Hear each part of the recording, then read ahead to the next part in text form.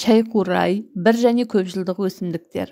Дүние жүзінде қоңыржай субтропиктік және тропиктік аймақтарда өседі. 300-400 түрі кездеседі. Шайқурайдың биіктігі 30-70 см, сабағы түзу, жапырақтары майда, онда нүкте тәрізді көптеген тесіктер болады. Олар шоқталып немесе қарама-қарсы орналасады. Гүлдері майда, қос жынысты, сары түсті, жеке-жеке немесе шатыршаға ұқсап топтанған. Жәндіктер арқылы тозаңданады. Маусым-шілде айларында гүлдеп, тамызда жеміс алады. Жемісі көп дәнді.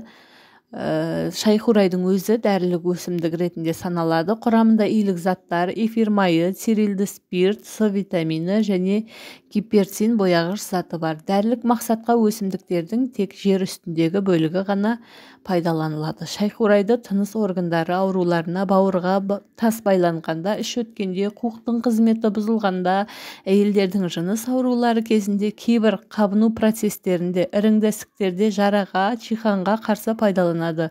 Халық медицинасында шайқурайды қан тоқтату, қарын ауруларын және де қан аралас іш өтуді емдеу үшін қолданады. Соңғы кезде ғалымдар шайқурайдан алынған препараттардың кейбір аурулардың вирустарына қарсы жақсы әсер ететінін анықтады. Шайқурайдан шай қайнатып ішеді. Ол жүйкені тыныштандырады және кейбір түрлерінен бальзам алуға болады.